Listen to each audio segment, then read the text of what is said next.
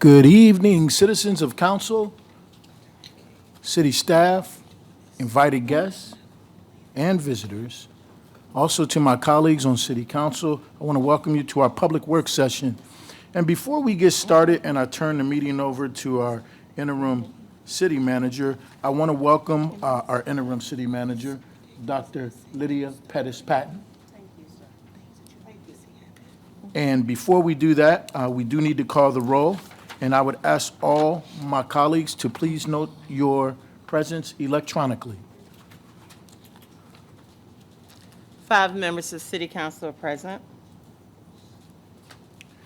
Before we get into the budget discussion, I want to remind my colleagues on council and the citizens of Portsmouth, of course, we are in budget season, and as with most budgets, there are choices that have to be made on the core programs that we support here in the city and additional programs that we intend to support for improving the quality of life for our citizens. So as we go through this, just be thinking about those things and how we will go forward. This is not budget adoption night, so this information will be shared with my colleagues and the community for information purposes, and we will ultimately have discussions ongoing with our manager and our budget team to come to a conclusion by the time we're required to vote in May to adopt the budget. With that, I would now turn the meeting over to our interim manager, Dr. Lydia Pettis-Patton. Ma'am, you have the floor. Thank you, Mayor. Thank you, Mayor Glover. Vice Mayor, members of council, I'm humbled to serve during this interim period as city manager. The budget office staff, led by Mr. Trey Burke, has worked diligently in preparing the fiscal year 2025 budget. Last evening at 4:30 p.m., the budget was released to the public through the city's media platforms. This evening, the video will be previewed by the public and members of City Council. It will cover the general fund and the capital improvement fund, and will be presented so that everybody, as our council members, would have seen it collectively together. After the viewing, I will have the budget director, Mr. Trey Burke, to go through and discuss divisions of the budget. As the mayor said, we have presented the budget, now it's the council's budget, and then we will begin the process of the deliberation going forward until the budget is adopted on May 14th. We can now start the video. Are they ready?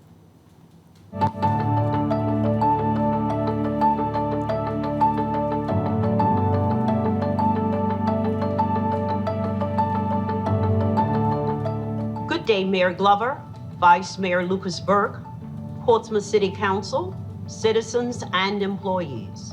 I'm Dr. L. Pettis-Patton, Interim City Manager for the City of Portsmouth, Virginia, and I respectfully present to you our proposed fiscal year 2025 General Operating Budget and Capital Improvement Program. This year's proposed budget addresses critical priorities and will push the city forward while complying with our financial policies and best practices, ensuring the physical strength of the city sustained as it faces opportunities and challenges now and in the future. The proposed budget is the result of over 7 months of diligent work by your elected officials, appointed officers, and city departments. It invests in the community's safety, economic security, workforce, and future by leveraging the revenue growth seen over the past few years to fund specific initiatives. Before telling you about the proposed upcoming fiscal year, let's review a couple of the initiatives from the adopted fiscal year 2024 budget that are already making a difference for Portsmouth citizens. It is my pleasure to introduce Portsmouth Police Chief Stephen Jenkins, who will discuss the Real-Time Crime Center, and Portsmouth Fire Rescue and Emergency Services Chief Nestor Magabat, who will discuss the new rescue squad for Station 11 in Craddock and new life-saving equipment being added to ambulances.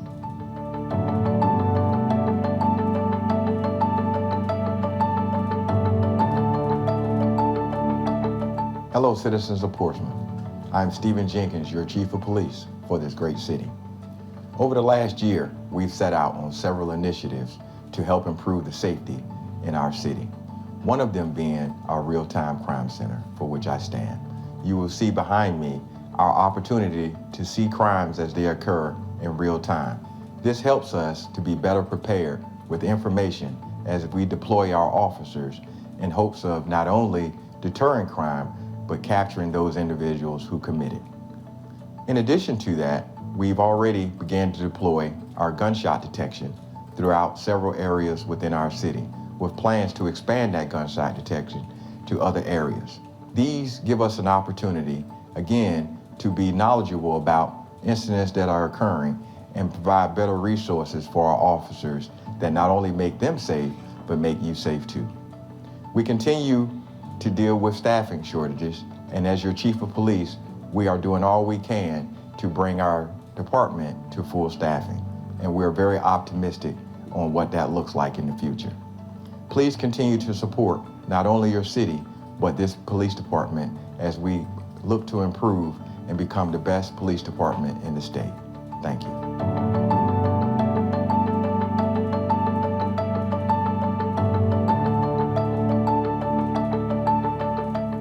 Hi, my name is Nestor Mangabat.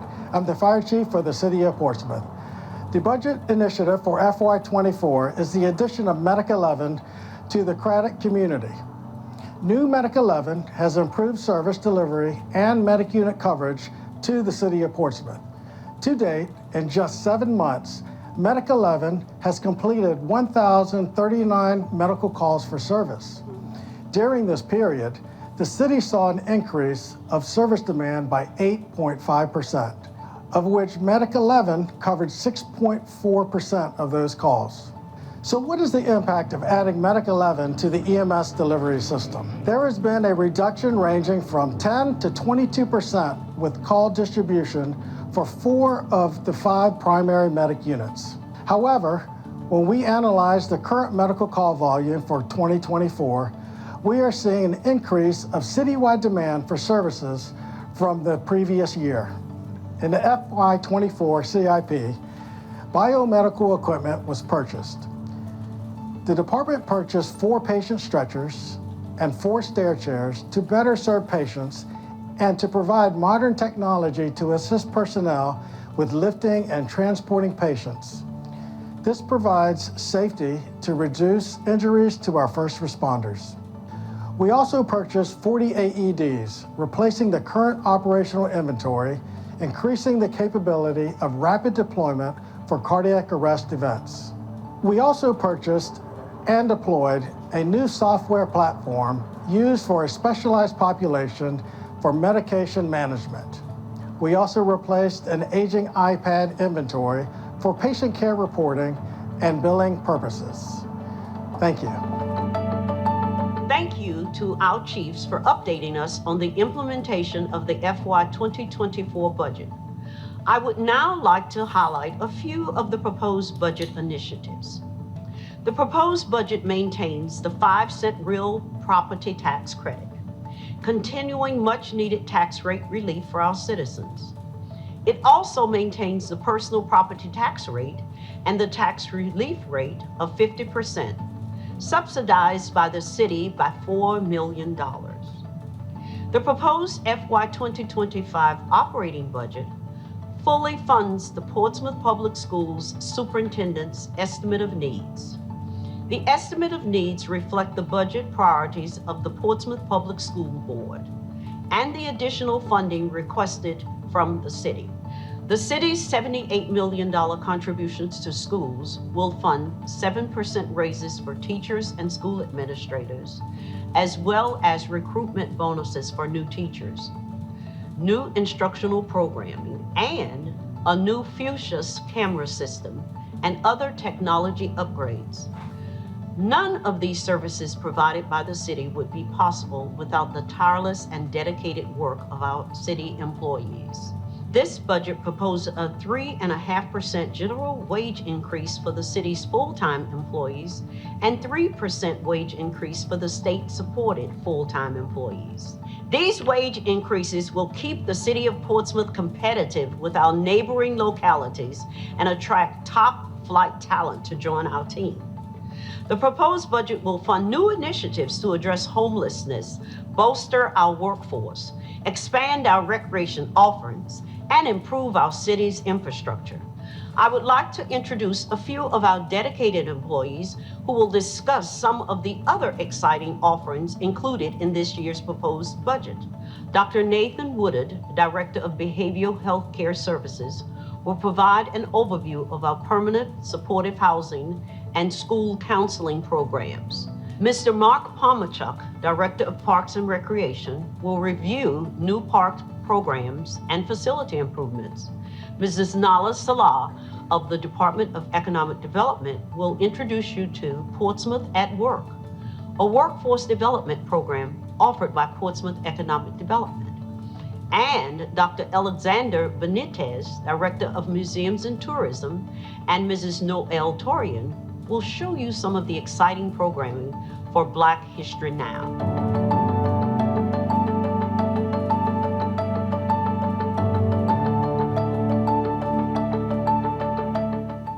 Hello, my name is Dr. Nathan Woodard. I'm the Director of Portsmouth Department of Behavioral Health Care Services. I'm here today to talk about a budget initiative, Permanent Supportive Housing. Our Permanent Supportive Housing is a grant-funded program through the Virginia Department of Behavioral Health and Developmental Services. This program will allow us to provide permanent housing to individuals as well as families. The main criteria for permanent supportive housing is that the individual or family member must have a mental health disorder. Unlike other permanent supportive housing programs, you do not have to meet the HUD criteria of chronic homelessness. In order to access this program, you will call our main office. That number is 757-393-8618. Behavioral Healthcare Services has an awesome initiative with the Portsmouth Public School System. This initiative will allow licensed clinical therapists to be in several of the schools. The hope and goal is that the staff will provide therapy to not just the kids, but the families if need be. The goal of this program is to help the kids deal with issues that they may have at home and or in school. With that being said, the kids will then have an opportunity to have a warm and safe learning environment. Thank you.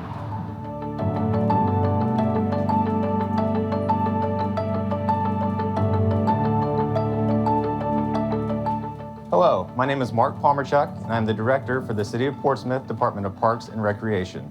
This year, you'll see in our budget request, we have added new full-time positions throughout the city. This is in part due to the fact that we have added over 4 new recreation sites in different parts of the city, as well as dozens of new programs.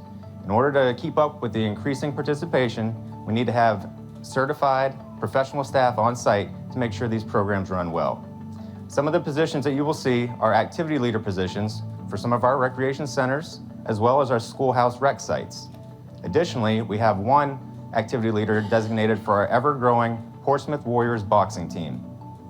Lastly, you'll see a recreation specialist position that would be added for the Glorious City Park, our flagship park here in Portsmouth. So if you or anyone you know would like to be part of this great city, I encourage you to go to the city's website and apply today. Fiscal year 24 was a fantastic year for the Department of Parks and Recreation. One of our main highlights was our newly added program, Holiday Nights in the Park out at City Park, which allowed thousands of citizens to come out and enjoy a unique light display around our iconic Pokey Smoky train ride. Another one of our major upgrades was right here at Neighborhood Facility Recreation Center, one of our oldest recreation centers at 900 Elm Avenue. Not only did we upgrade the interior and exterior, but we added a lot of new amenities so we could host a lot of new programs for you. Coming up fiscal year 25, we want to keep our momentum going. Some of the highlights include our City Park Master Plan, which will go out for another round of public engagement. This will allow you, the citizens, to tell us what you would like to see at our flagship park. Secondly, we have our Portsmouth Warriors boxing team out at the Portsmouth Sportsplex. It is a boxing team that is USA sanctioned, and it hosts for kids ages 5 to 17 years old. Lastly, I'd like to mention major upgrades and renovations coming to one of our oldest Little League complexes, the Charles Pete Little League. We're adding new fields, a new concession stand, lighting, and all the other amenities you would like to see in a high-quality recreational facility. So whether you've been with us before or you're just hearing about us now, please come out and check out one of our programs or facilities. I hope to see you there.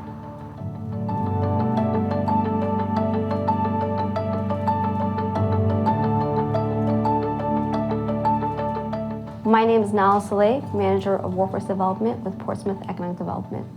The Portsmouth at Work program under Department of Economic Development offers comprehensive training for Portsmouth residents, covering entry-level skills to career certifications at no cost. The initiative enhances workforce accessibility, fostering meaningful employment, skill development, and certification for residents seeking to upskill or reskill for livable wages. The program has served 350 residents by fiscal year 2024 in quarter 2 and is poised to surpass the previous year's outreach.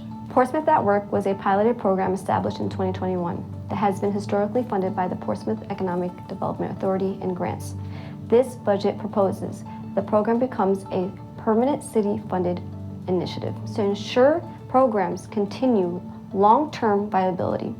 Portsmouth at Work plays a crucial role in creating a skilled workforce pipeline, benefiting both residents and businesses, with a focus on reducing financial insecurities in the Alice communities in Portsmouth. Portsmouth at Work is open to Portsmouth residents from Monday through Friday, 9 a.m. to 4 p.m. We host monthly workshops and hiring events. We also will be offering a return to work career readiness program for formerly incarcerated residents, an at-risk youth internship program, and also we work with Portsmouth businesses to assist with their workforce need at no cost to either the businesses or the residents. Portsmouth at Work is a crucial initiative for the residents of Portsmouth because it provides intensified services to help them with their workforce need, and it provides businesses with a qualified workforce. Thank you.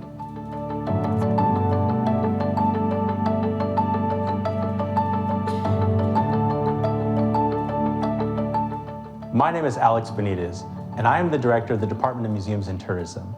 I'm standing inside the Portsmouth Colored Community Library Museum, one of the city's most important historic buildings. Once the only city library accessible to the African American community, exhibits inside retell the history of local segregation and honor the individuals who fought for change. The museum also hosts exhibits that celebrate African American heritage and accomplishments. My colleague Noelle Torian will tell you about one of our featured annual programs. Hi, I'm Noelle Torian with the Department of Museums and Tourism. I'm here at the Portsmouth Colored Community Library in front of our Black History Now 2024 exhibit, Art is Revolutionary. Every year, Portsmouth Museums presents a multi-week series called Black History Now, celebrating and commemorating African American culture in our community. This year, for the first time ever, our Black History Now series has been curated by Grammy Award-winning local production company, Home Studios.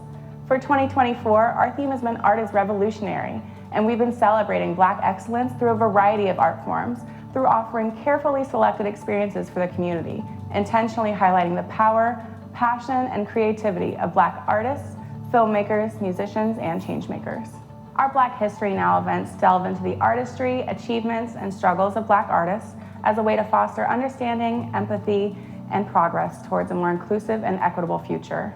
At events so far this year, we've had the privilege of seeing our community members and leaders engaging in meaningful conversations and celebrating the power of Black art and what that means to our community here in Portsmouth. We are so excited to continue this programming throughout the year in an effort to ensure that Black History Month is not just a commemoration of the past, but also a catalyst for a brighter future. I would like to introduce the city's budget officer, Mr. Trey Burke, who will review some of the other items included in the budget, and then an overview of the finances and budget process.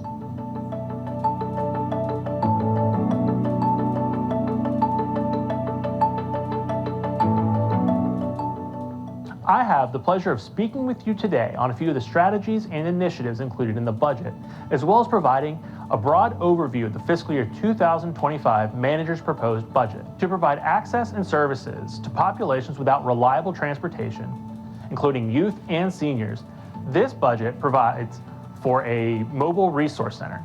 This vehicle and the associated staff will provide training on digital skills to help with workforce development and also help with creative pursuits such as coding, robotics, and video production. This will also allow us to provide interviews with educators to our students. As the city continues to grow its economic base, the facilitation of real estate transactions becomes increasingly necessary.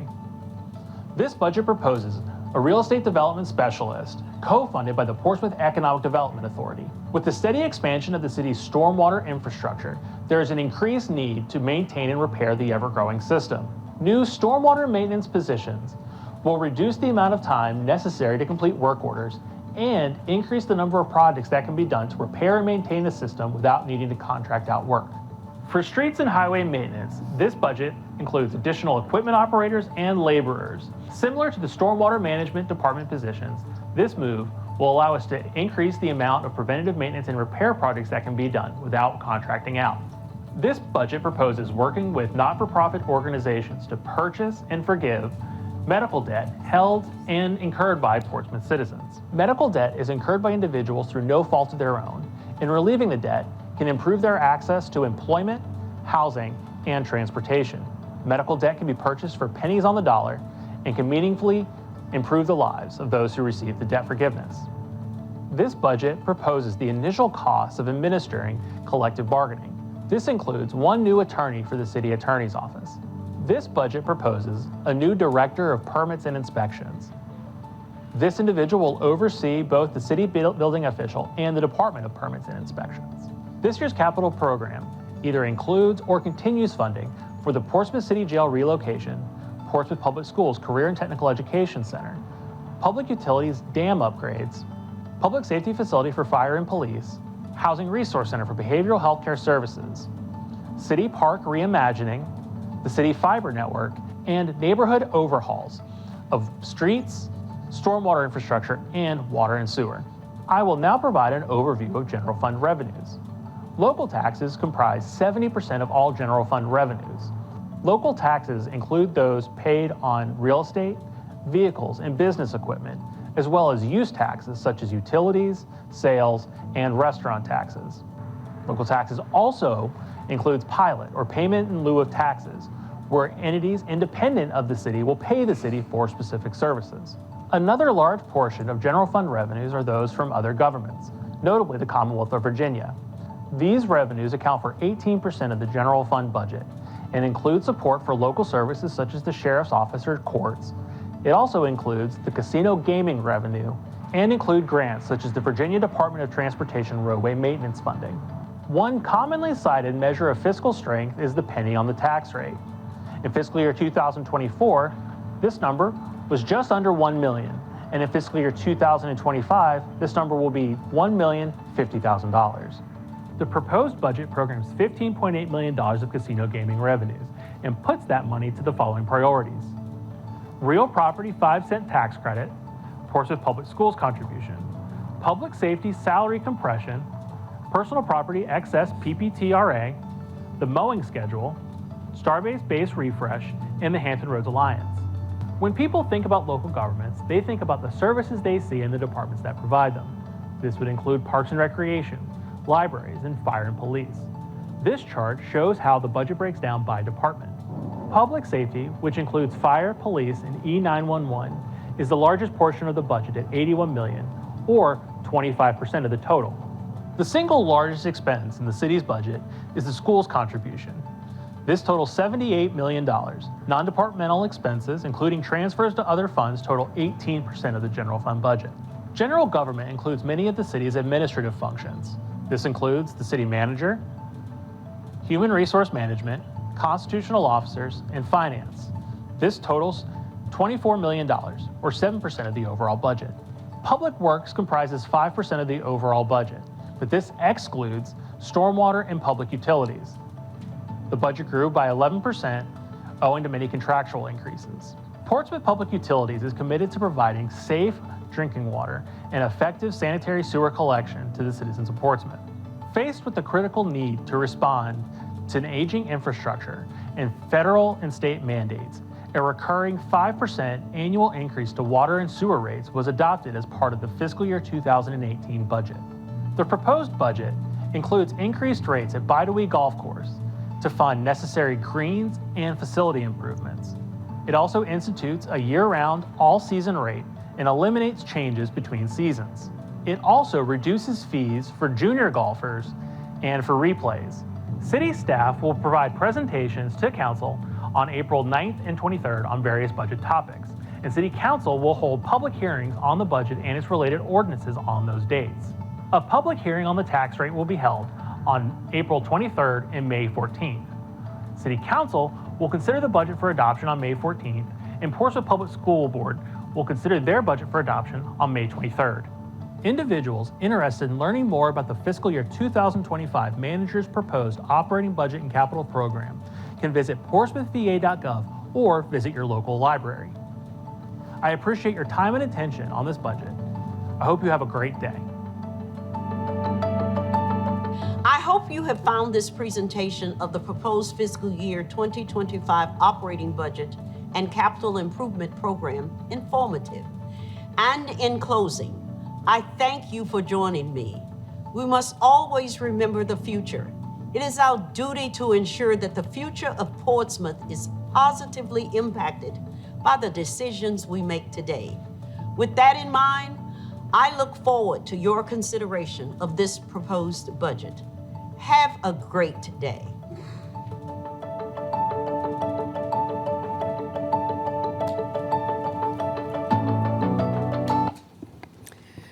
Thank you, Mayor, Vice Mayor, members of City Council. This presentation will be available to all citizens as indicated by Mr.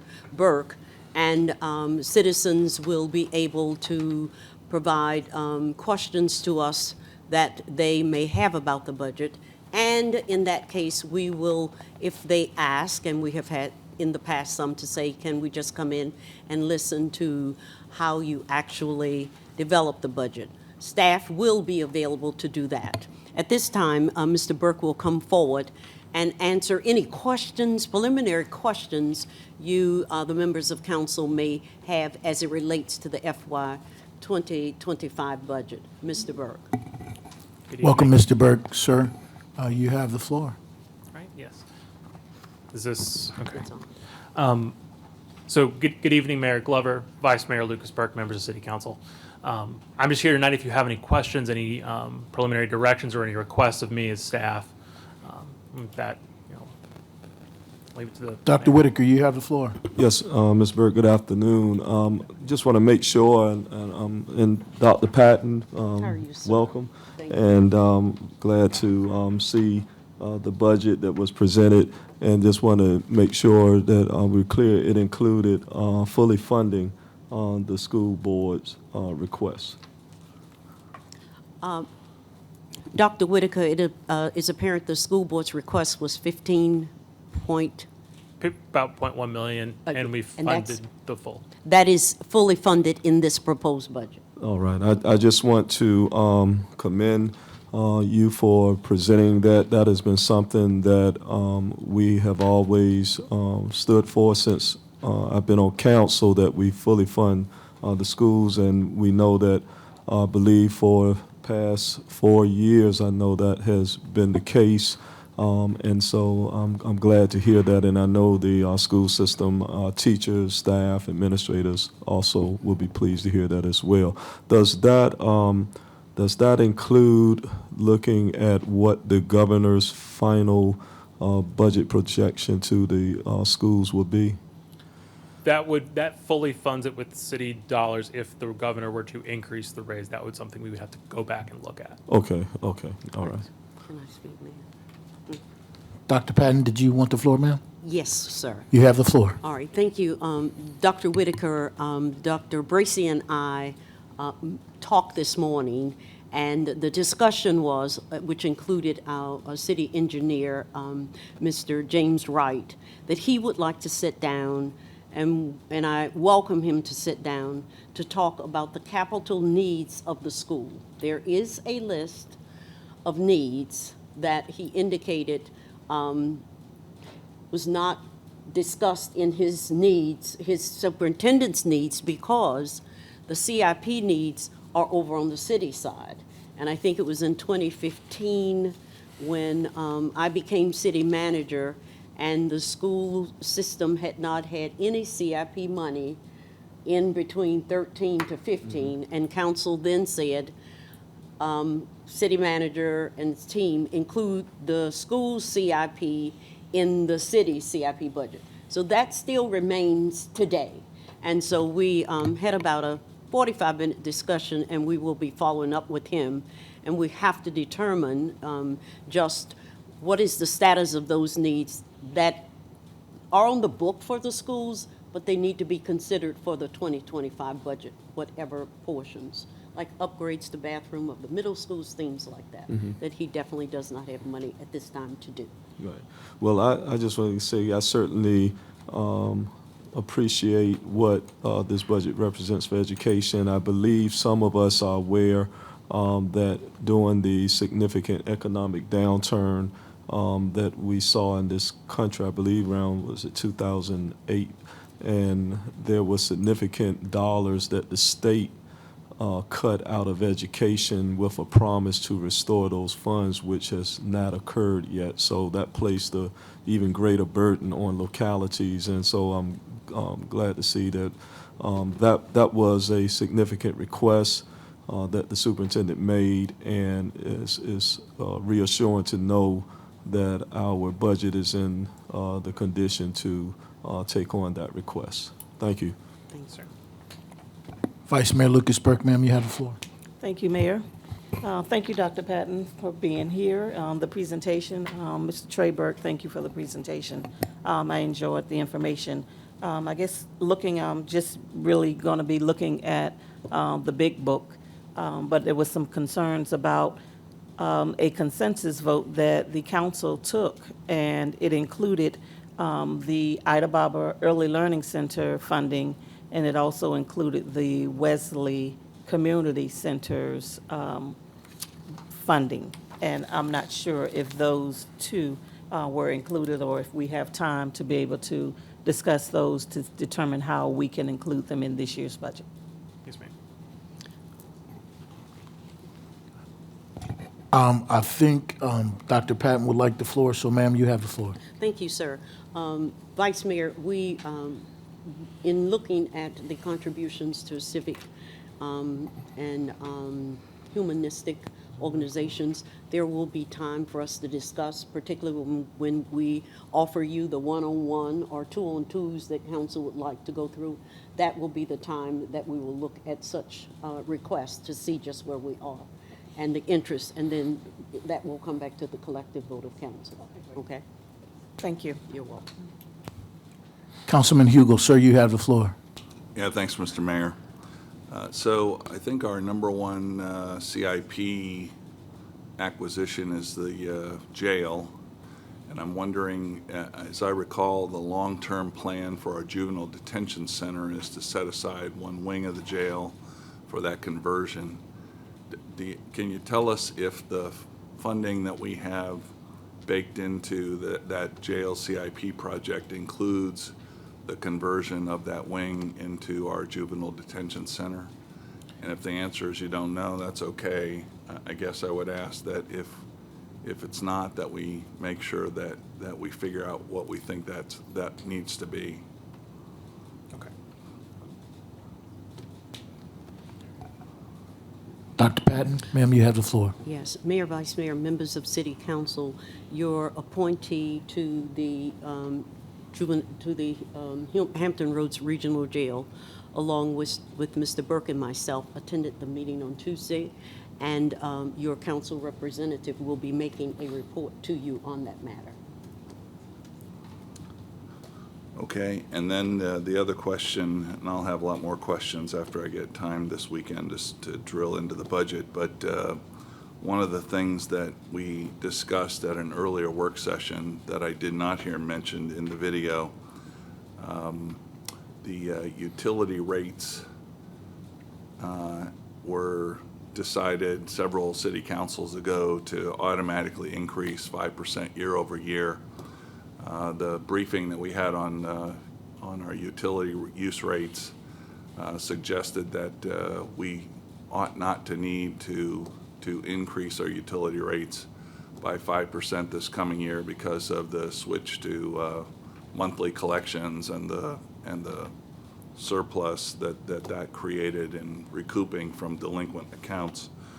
Is the utility rate reduction still built into this budget, or did something happen to that?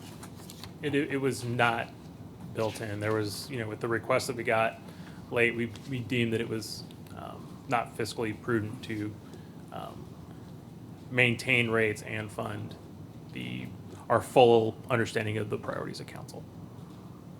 Okay, so I guess I'll ask more specific questions about what those demands were that usurped that rate reduction, and we're looking to use at least some of the additional revenues being collected because of increased assessments and also revenue from the casino to push money back to the taxpayers. The other thing that we discussed was increasing the real estate tax credit from 5 cents to 8 cents, and I noticed that that's gone as well. So I think we have some head scratching to do there. Thank you. Thank you, sir. Councilman Tillett, sir, you have the floor. Thank you, Mayor. Mr. Burke, thank you and your team for being able to present this budget to council on time. I think that's very commendable for you and your team.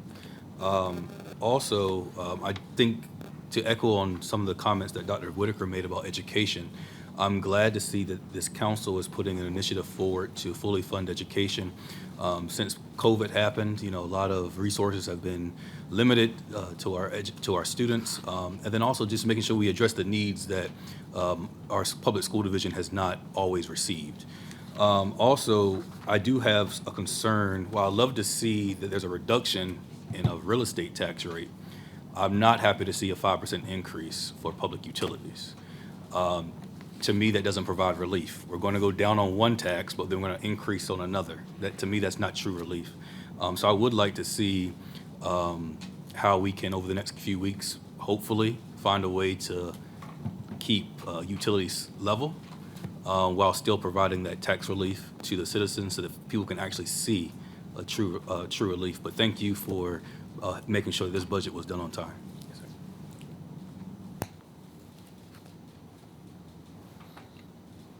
And Mr. Burke, if I could, once again, and to you, Dr. Patton, and to the city staff and everyone who worked on this effort, you gave us a good roadmap to go with, and now I think it's up to council to schedule those meetings and opportunities to get with you and Dr. Patton and understand exactly what this means in real time. And I think as we go through this process, a lot of things will be made clear and we'll be able to have a better understanding of what we can do. But I think a good basis has been started. One thing I would like to say is we have been in keeping with the council as a whole, commitment to education in our community, commitment to public safety in our community, as well as commitment to providing relief to our most vulnerable citizens, like our seniors and others who have bore the brunt of the increases over time. So this is a good place to start. And once again, I just want to thank you and your team, and you certainly, Dr. Patton, for getting us here today. Dr. Whitaker, you have the floor. Yes, as we look at the budget and we assess revenue opportunities, Dr. Patton, I have a question because under your previous administration, you were aware of the uses of the open space agreements with the golf course. Right, whereby the purpose of the open space agreement was statewide is to reduce the tax basis for certain properties so that they're not taxed based on a fair market value, but on a rate that has been determined by the state. And also I believe a committee that makes up determining what that rate is for different properties across the state.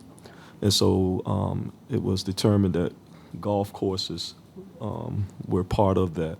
My question is, and we've received, and I can give you a copy, we received a letter from the Virginia Department of Taxation that stated that the open space agreements did not exempt nor give an abatement to properties.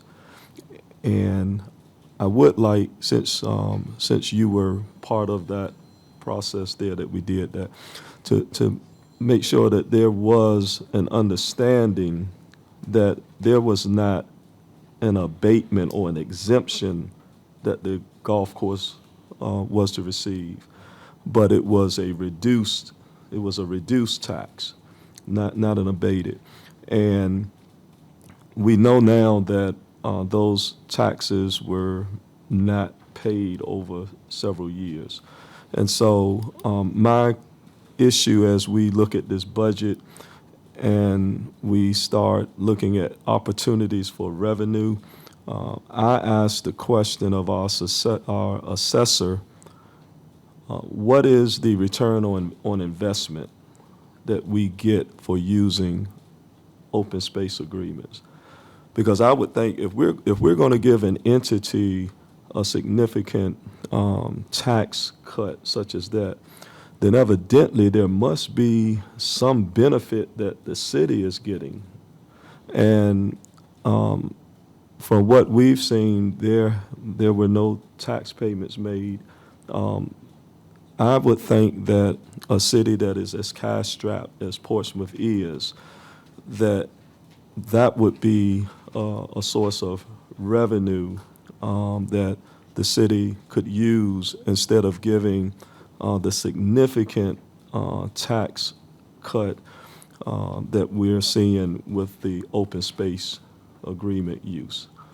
That property went from being valued at something like $10 million all the way down to, I believe it was about 3,000. It was a significant reduction. And so that represents a significant source of revenue that I'm not certain that the citizens of Portsmouth intended to support with their tax dollars, that significant amount of a tax break. And so we can hear back on that, and I'll get you the information from the state. Okay. Mm-hmm. And Mr. Burke, thank you. Thank you.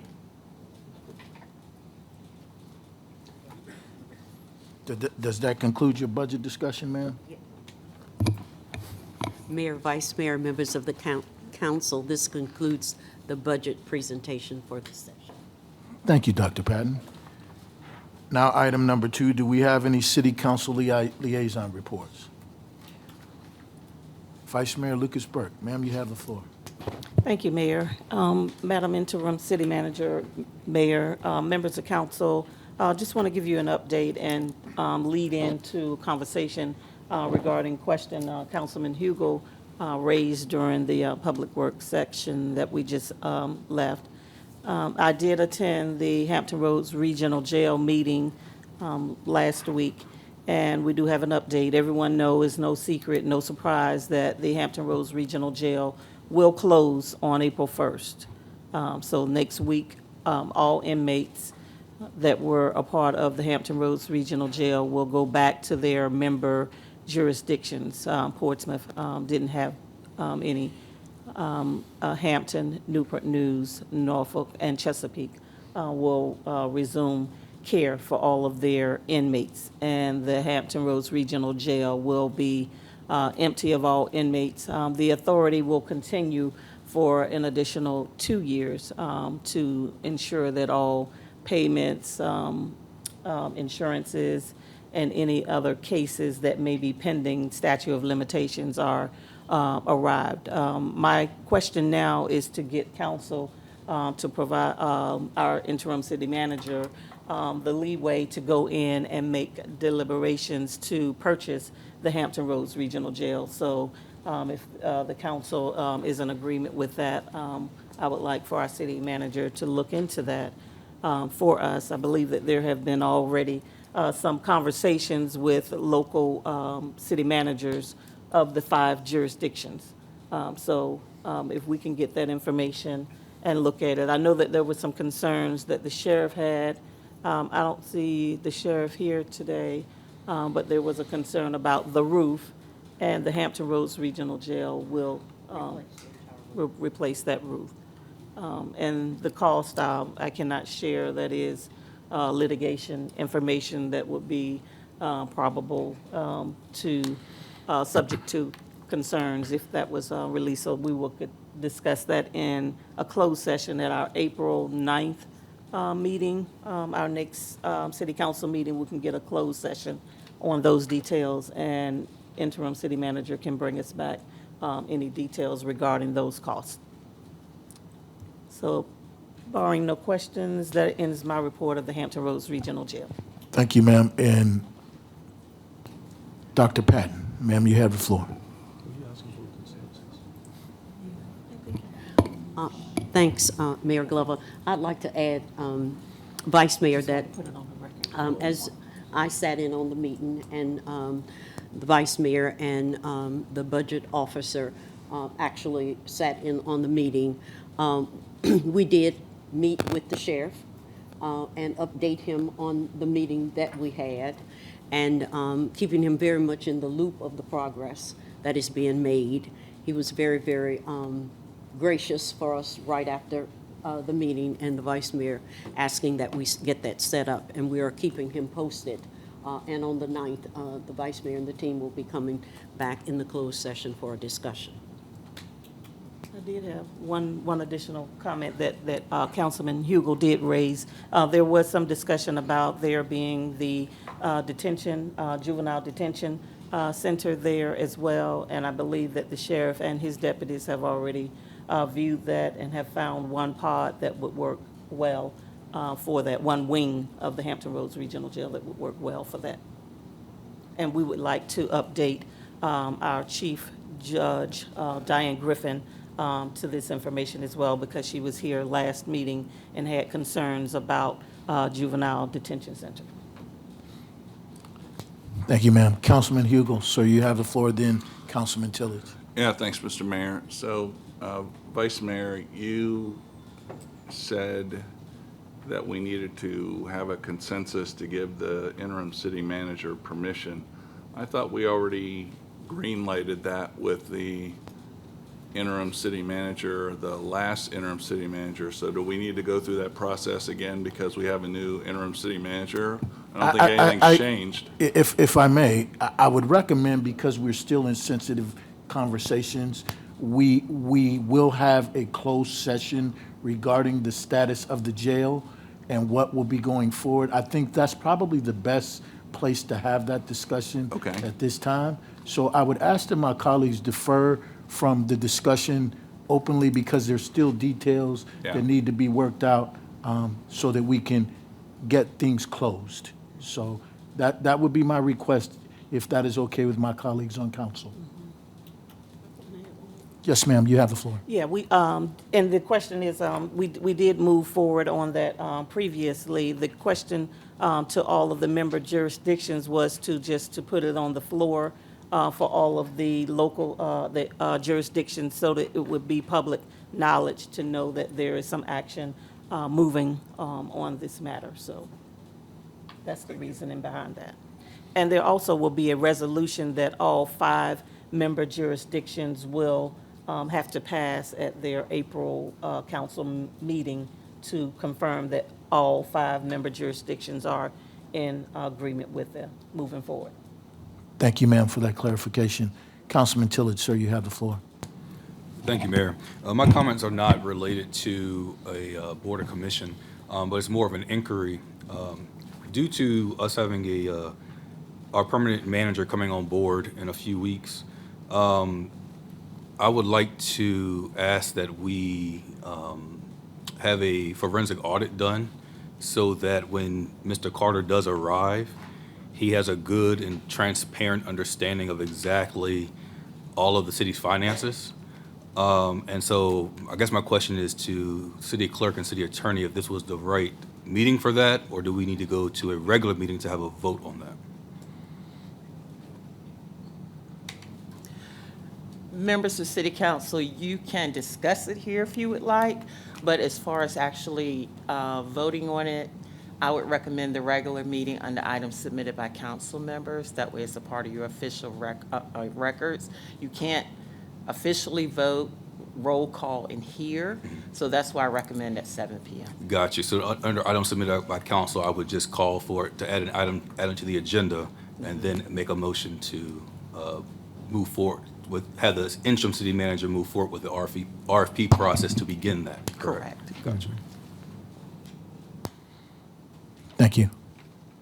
Are there any other liaison reports? Seeing none, for the good of the order, our public work session is adjourned. We will see everyone back in the chamber at 7 o'clock p.m. Thank you.